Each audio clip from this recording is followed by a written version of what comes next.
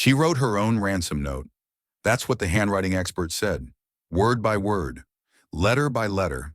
Her father held the paper in his hands, trembling. $10 million. His daughter's life. Her handwriting. The police whispered behind him. Staged kidnapping. Rich girl. Attention. But they didn't see what he saw. The tear stains on the page. The shaking in the lines. His daughter was missing, and someone made her write it. If you want to know who kidnapped her and why she had to write her own ransom note, hit that like button right now. Drop a comment with your theory and subscribe, because this story will change everything you thought you knew about family. Let's begin. The envelope came at dawn. No postage, no return address, just his name written in block letters. Chukwudi Okonkwo. He opened it in his office, alone. The Abuja skyline behind him, glowing gold. Inside, a single sheet, handwritten. If you want to see your daughter again, bring N4.2 billion to the drop point. No police. 48 hours. His chest tightened. He recognized the handwriting immediately. It was hers, Amara's.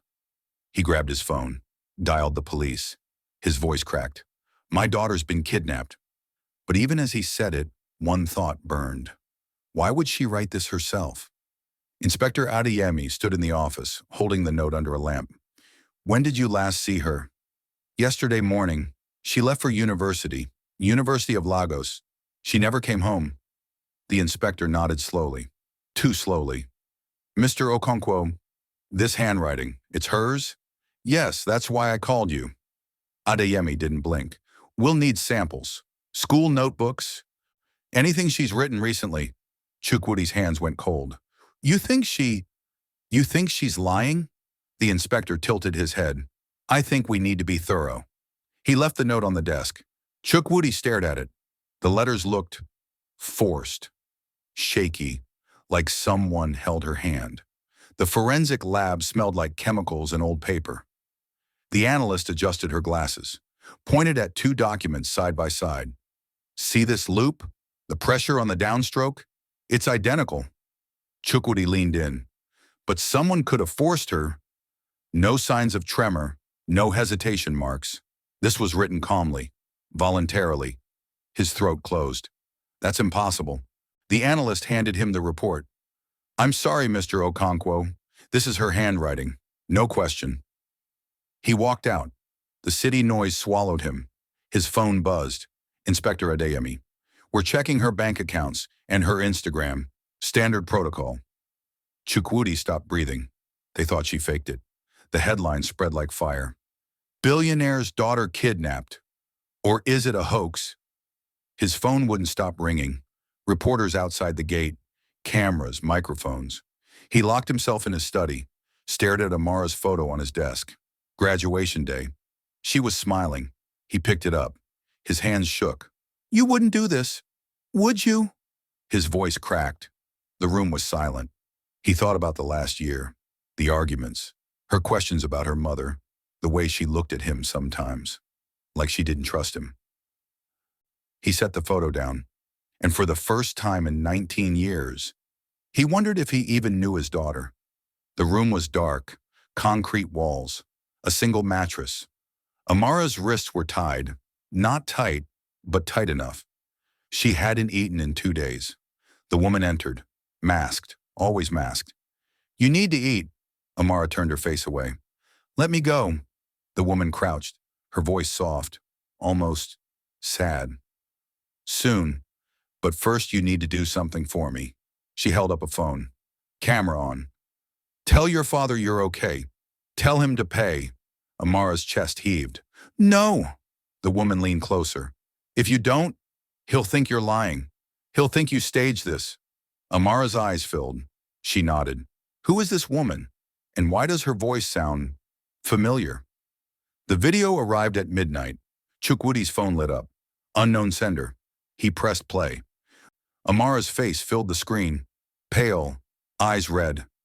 Dad, I'm okay, just please do what they say. Pay them. Don't involve police. Her voice cracked. The video cut. Chukwudi replayed it. Again. Again, she was alive. He called his bank manager. I need N 4.2 billion cash by tomorrow. Sir, that requires... I don't care what it requires. My daughter's life. His phone buzzed. Inspector Adeyemi. Got the video. Her body language is off. We need to talk. Chukwudi deleted the message. He wasn't waiting for police anymore. Inspector Adeyemi sat in his office. Lagos traffic hummed outside. He pulled up Chukwudi's financial records. Legal access, court order, oil contracts, donations, real estate. Then something strange. 19 years ago, a single wire transfer, and 50 million. Recipient, Chioma Nwosu. No explanation, no invoice, just gone.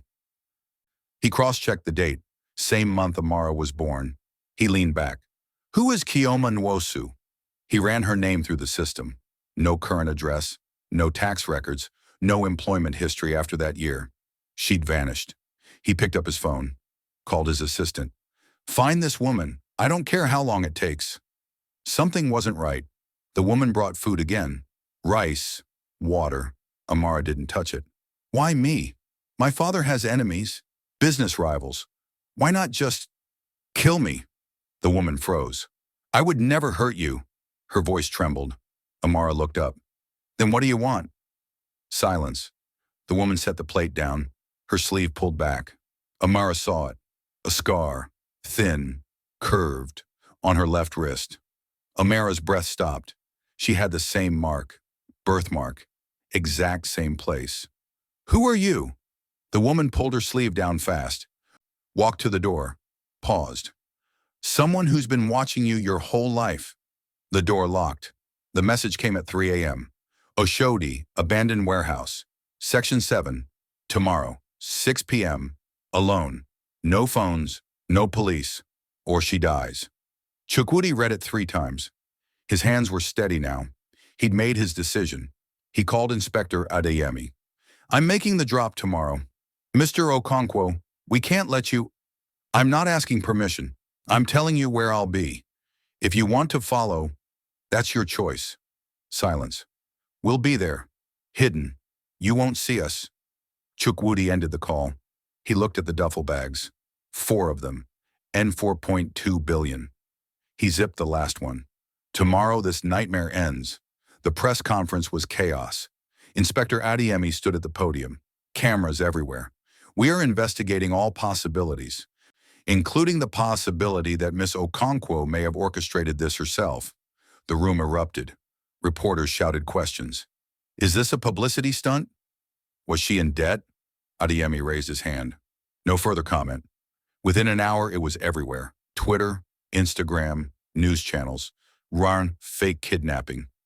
Rich girl eyes, Chukwudi, saw it on his phone. His blood went cold. They were destroying her. And somewhere in a dark room, Amara saw it too. Her screen glowed. She read the comments. Spoiled brat. Pathetic. Her hands shook. She whispered, they think I'm lying. Chioma sat outside the locked room. Her hands trembled. She opened an old metal box. Rusted edges. Inside, photographs. Documents. A hospital bracelet. She pulled out one photo. Her, 19 years younger, holding a newborn. The baby had a small birthmark. Left wrist. She touched her own scar. Tears fell. She'd waited so long, planned every detail. But now, sitting here, she felt something else. Guilt. She heard Amara crying inside. Her daughter, the one they took from her, the one she'd stolen back. She wiped her eyes, stood, unlocked the door. I need to show you something. The old lawyer lived in a small house in Lekki. Inspector Adeyemi knocked twice. The man opened the door. Gray hair, tired eyes.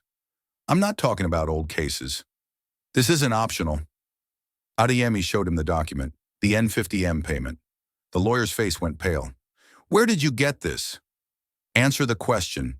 Who is Chioma Nwosu? Silence. Finally, a housemaid. She got pregnant. The family paid her to leave, sign away her rights. Rights to what? The lawyer looked away. To her daughter. Adeyemi's chest tightened. Amara? The lawyer nodded. They told the boy the mother died. He never knew. Adeyemi stood. Everything just changed. Kioma spread the photos on the floor. Look! Amara backed against the wall. I don't want to see. Look at this. A hospital photo. A woman holding a baby. The woman's face younger, but familiar. Amara's breath caught. Kioma held up a bracelet. Tiny. Plastic. Baby girl Nwosu. April 12, 2006. 3:47 a.m. Amara's birthday. Her hands shook. No, my mother died. My father told me. Your father was lied to by his own mother. Kioma's voice cracked. I'm your mother. They paid me $50 million to disappear. Sign papers. Give you up. Amara collapsed to her knees. You're lying. I wish I was. Amara grabbed the photos, tore them. You kidnapped me. You forced me to write that note. You're a liar. Kioma didn't move. Call him. Amara froze. What? Call your father. Ask him about me, about Kioma Nwosu, about the $50 million. She handed Amara a phone. Amara's hands shook. She dialed. It rang. Once. Twice. Amara! Her father's voice, desperate. Dad! Who is Kioma Nwosu? Silence. Long, suffocating silence. But where did you hear that name? Amara's chest cracked. Answer me. Who is she? More silence. Then quietly. Someone from a long time ago. Amara ended the call, looked at Kioma. Her voice broke. He knew. Kioma pressed play. An old recording. Crackling audio. A woman's voice. Cold, aristocratic. The housemaid is pregnant. Chukwudi's child. This cannot go public. Another voice, male. Calm.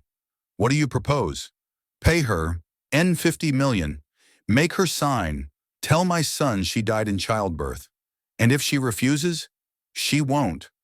People like her always take the money. Laughter. The recording stopped. Amara sat frozen. That voice, her grandmother, the woman who raised her, told her bedtime stories, taught her to pray. She'd erased Kioma, lied to her father, lied to her. Amara looked at Kioma. She's dead now, isn't she? Kioma nodded. Amara whispered, Good. Chukwudi dialed the lawyer, his mother's confidant. I need the truth. Now. Kioma Nwosu. What happened to her? Silence. Sir, your mother made me promise. She's dead. The promise died with her. Tell me. The lawyer sighed. Kioma didn't die. We paid her. She signed papers, gave up parental rights. Your mother told you she died to simplify things. Chukwudi dropped the phone. His mother lied. For 19 years, he raised Amara on a lie. He thought of every birthday. Every time Amara asked about her mother, and he'd said, She loved you. She just couldn't stay. His chest collapsed. He'd been lying too. What did you do after they paid you? Kioma looked at the floor. I tried to forget. Moved to Lagos. Worked in markets. Cleaning jobs. Her voice cracked. But I couldn't forget. I saw your face in newspapers, school events, your father's charity galas. She pulled out her phone, showed Amara, screenshots, hundreds of them, Instagram posts, articles, photos. I watched you grow up through a screen. Tears fell. I missed your first word, your first step, everything. Amara's throat tightened. Then why kidnap me now? Kioma looked up. Because his mother died, the only witness. I could finally tell the truth. Amara whispered, by breaking the law? Kioma nodded. Yes. Inspector Adeyemi stood outside a small compound in Abuja. An old woman answered, former cook at the Okonkwo house. Kioma? That girl disappeared years ago. Do you know where she went? The woman squinted. Lagos, I think. She had family there. A cousin. He owned property. Warehouses, maybe. Adeyemi's pulse quickened. Oshodi? Yes. Oshodi. How did you? He was already running to his car. He called his team. I know who the kidnapper is. Kioma Nwosu, Amara's biological mother. Silence on the line. Get units to Oshodi. Every warehouse. Now. He checked his watch. The ransom drop was in 6 hours. Emeka paced outside the locked room. We got the old man ready to pay. And 4.2 billion. Let's take it and run. Kioma shook her head. It's not about money anymore. Then what? I want her to know the truth. I want him to suffer like I did. Amika stepped closer. You're crazy. Police will find us. Then leave. He didn't move. I want my cut. Now. Or I'm letting her go. Kioma reached into her bag, pulled out a gun. Touch that door and I'll stop you. Amika's eyes widened. You wouldn't. Try me. He backed away, muttered, You've lost your mind. Why force me to write the note? Kioma sat across from her, exhausted. To confuse them. Buy time. Make your father question everything. You wanted him to suffer? Yes. Amara's voice shook. And the ransom? You don't even want it? Kioma laughed bitterly. I've lived 19 years in poverty, and 4 billion won't fix that. Then what do you want? Kioma leaned forward. I want you to choose. Him or me. The family built on lies, or the mother who was erased? Amara's chest tightened. That's not fair. Life isn't fair. I learned that 19 years ago. Silence. Amara whispered, What if I choose neither? Kioma's face fell. Then we both lose. The headline dropped at noon. Billionaire paid N50 RM to woman 19 years ago. Was it hush money? The article included bank records, dates, Kioma's name. Social media exploded. Who is Kioma Nwosu? Did he have a secret child? Is Amara illegitimate? Chukwudi's phone rang nonstop. Board members, investors, politicians. Sir, we need a statement. He couldn't speak. His empire was collapsing. In the warehouse, Amara saw the same article. Her hands shook. The whole country knows now. Kioma watched her. Good. Let them see what his family did. Amara looked at her. This destroys him. Kioma's voice hardened. He destroyed me first. Emeka waited until Kioma slept. He stepped outside, dialed a number. Inspector Adeyemi.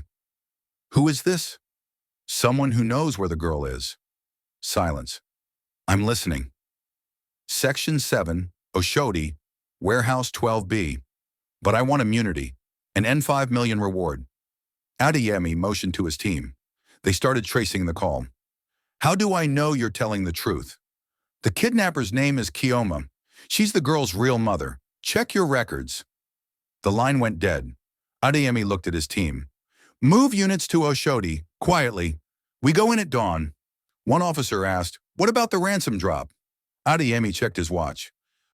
We intercept before he gets there. Chukwudi sat in his office, alone. The money was ready, 4 duffel bags.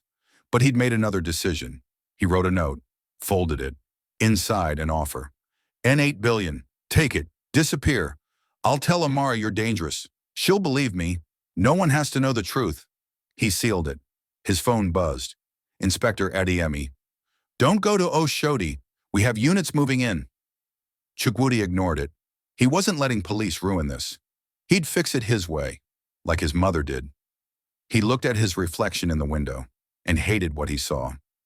But he picked up the bags anyway. Amara pressed her ear to the door.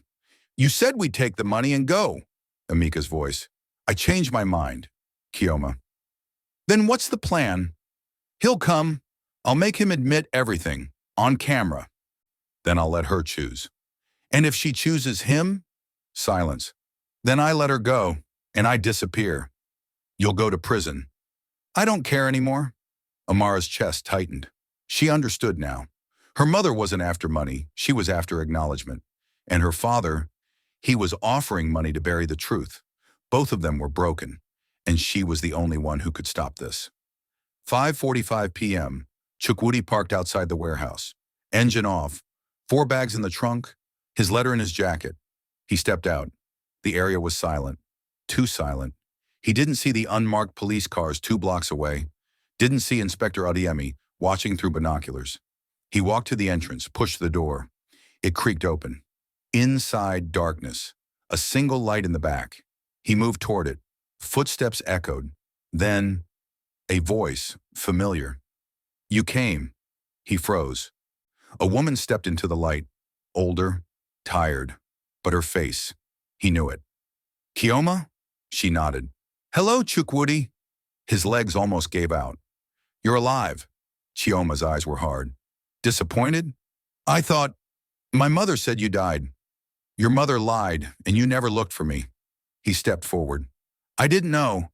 You didn't ask. Silence.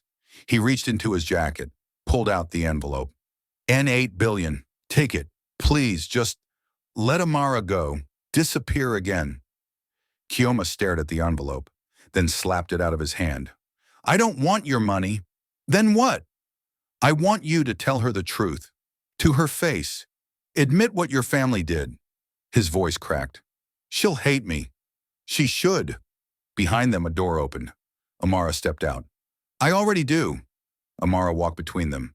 Stop, both of you. Chukwudi reached for her. Amara, please, let's go home. She pulled back. Home? You mean the house built on lies? I didn't know. You didn't care. Her voice cracked. You had everything. You could have searched. You didn't. She turned to Chioma. And you kidnapped me, forced me to write that note, traumatized my father. Chioma's voice broke. I just wanted you to know. I know now. And you're both selfish. Chukwudi grabbed her arm. We're leaving. Let go of me. Now, Amara. Chioma stepped forward, pulled the gun from her waistband. Don't touch her. I said let her go. The gun shook in Chioma's hands. Chukwudi froze. You won't shoot me. Try me. Amara stepped between them.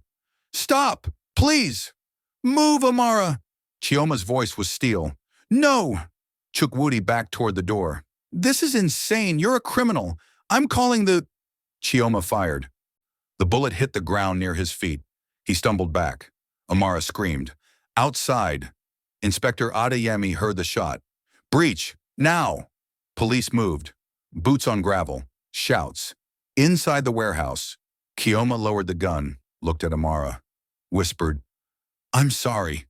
Amara was shaking. What have you done? The doors burst open. Police! Drop the weapon. Chioma turned, saw a dozen officers, guns raised. She looked at the gun in her hand, then at Amara. She dropped it. I surrender. Inspector Adeyemi stepped forward. Hands behind your head. She obeyed. But before you take me, she needs to hear everything. Ma'am, you have the right to... I don't care about rights, her voice cracked. She deserves the truth. Amara stepped forward. Let her talk. Inspector looked at Chukwudi, then back at Chioma. You have 2 minutes. Chioma nodded. Looked at Amara. 19 years ago, I held you for 3 hours. Then they took you. I've been waiting to hold you again ever since.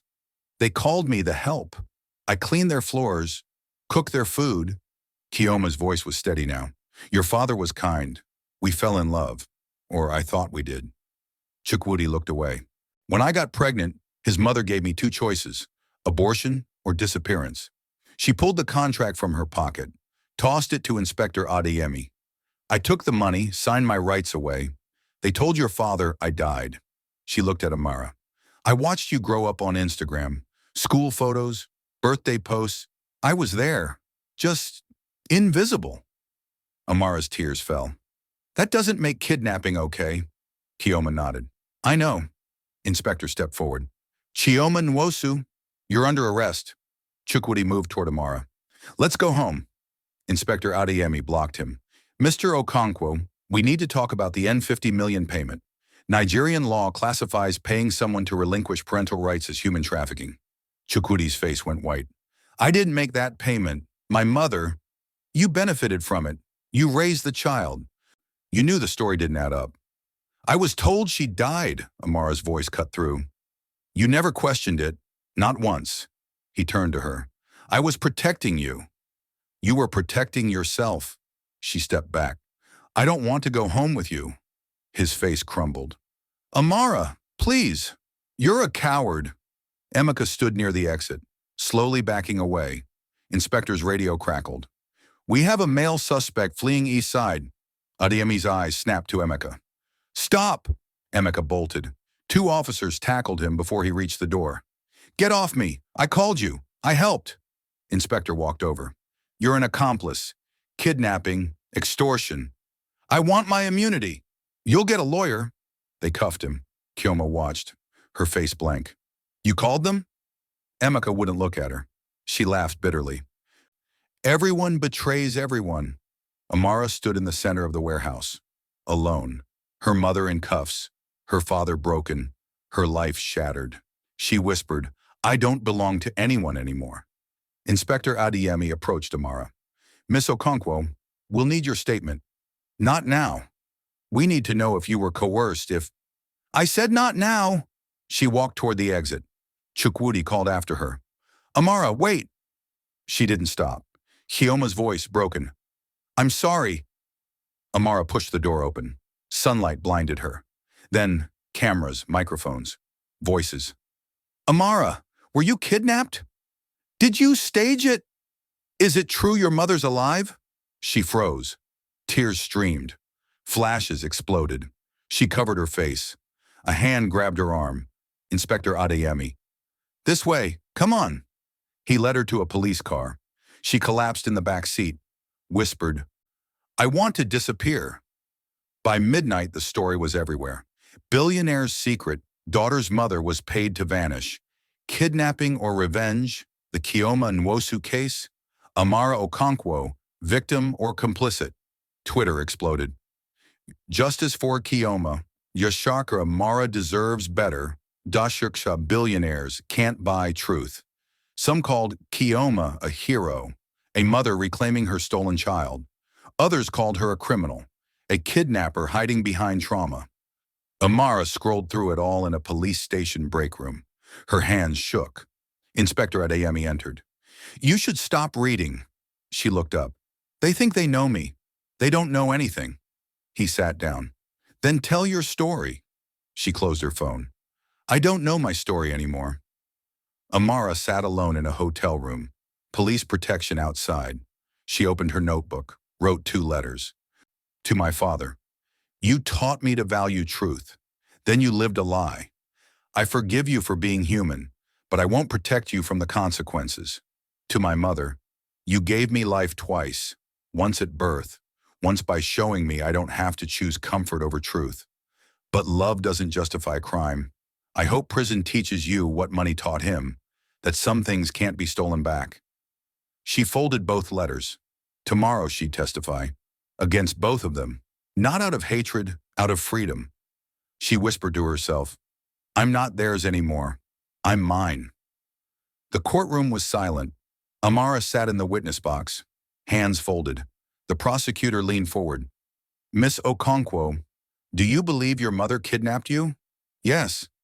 And do you believe your father was complicit in erasing your mother 19 years ago? She looked at Chukwudi. He sat rigid, eyes pleading.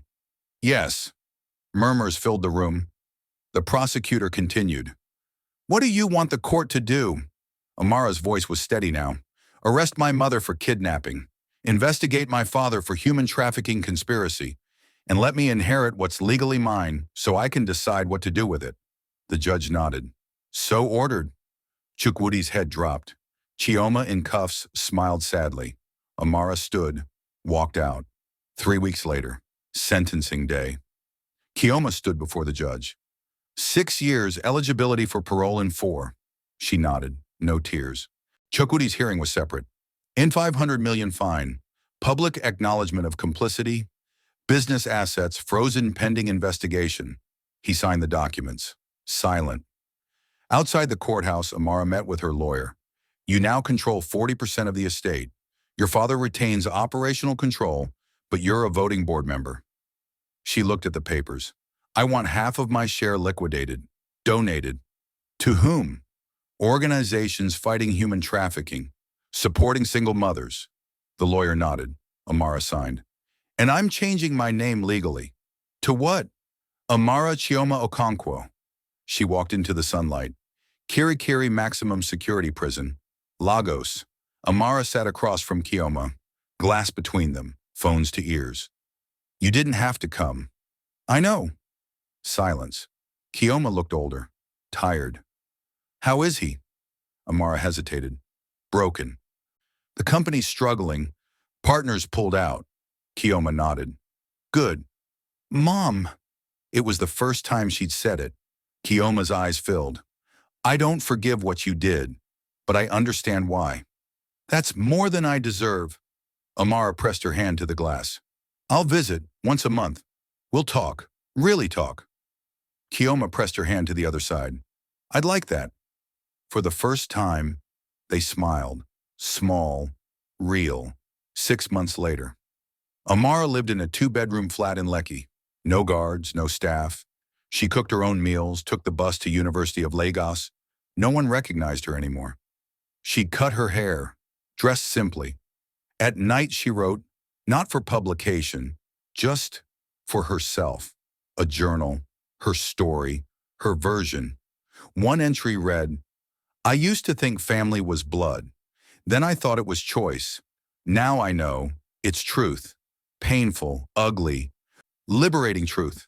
She closed the notebook, looked out of the window. Lagos traffic hummed below. For the first time in her life, she felt free. Not happy yet, but free. And that was enough. 1 year later. Amara stood at her grandmother's grave, alone. She placed flowers, white roses. You lied. You hurt people. But you also raised me. Her voice was steady. I forgive you, not because you deserve it, because I deserve peace. She walked back to her car. Her phone buzzed. A message from Kioma. Parole hearing next month. Will you come? Another from Chukwudi. Board meeting Thursday. Your vote matters. She smiled softly, replied to both. I'll be there. She drove through Lagos. Sunset ahead. The narrator's voice returned, soft. Family built on lies will always collapse, but a woman built on truth, she stands forever. Amara whispered, I'm still standing. Sometimes the people who give us life also teach us how to lose it, and sometimes losing everything is the only way to find yourself.